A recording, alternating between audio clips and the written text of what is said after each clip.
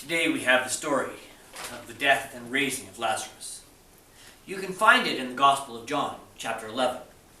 It's 53 verses. I'll put a link underneath. You can read it for yourself. But here's how Ralph Milton tells the story.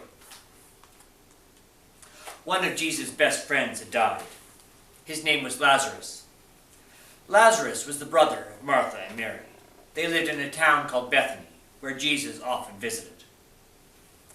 "Jesus," cried Martha, "if you had been here, my brother wouldn't have died. You could have helped him." "Mary, Martha," said Jesus, "try to believe this.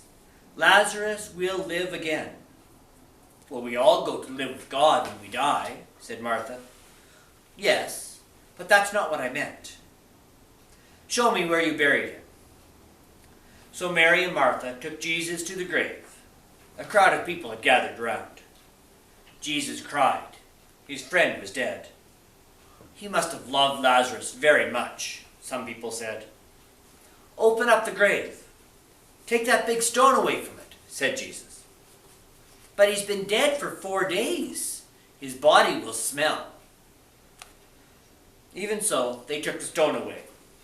Jesus prayed. Jesus prayed hard. "Please hear me, God." Then Jesus called with a loud voice, "Lazarus, come out." Everyone gasped. Out of the grave came Lazarus. He had been dead, but now he was alive. "Give him some clean clothes to put on," said Jesus.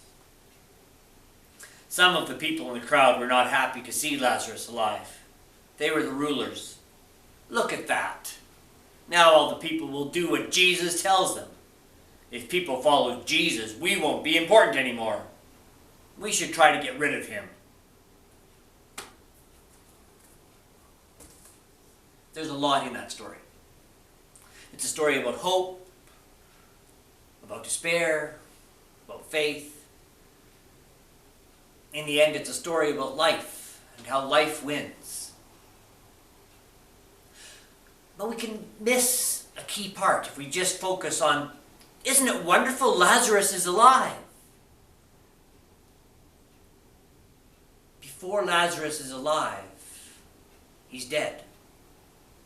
The text makes that very clear. He's been dead for several days. This isn't a case of, "Oh, we were wrong. He's only asleep." And one of the most important verses in the story to me is verse 35. Biblical trivia, often called the shortest verse in the Bible. In the New Revised Standard Version, it reads, "Jesus began to weep."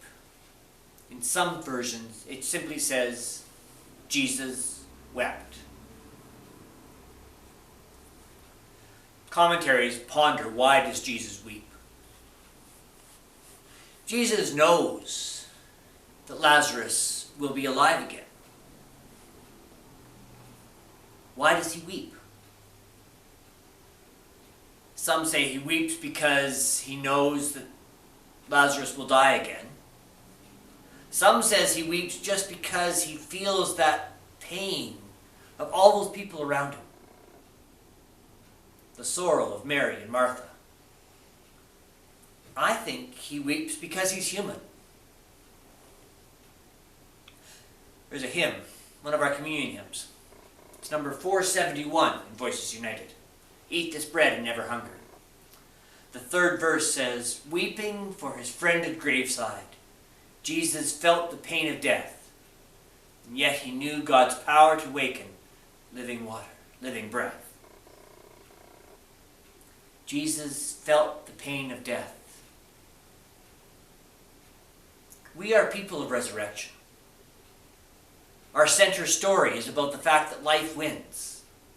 Life always somehow wins.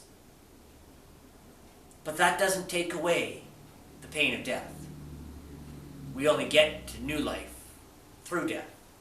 Marcus Borg constantly reminds us that the way of Jesus is the way of dying and rising to life again. It seems to me that's important to remember in this time of uncertainty. there are a lot of things that will not be the same a month, 2 months, 6 months, a year from now, when schools reopen, when people go back to work, when the crisis point is past. Some places won't reopen. They won't survive. Some of them are businesses, some are churches. Some people, maybe people we know, will have their lives changed. They may get sick. They may live with ongoing results of that illness. Some of us may even know or be connected somehow to someone who catches the disease and doesn't survive.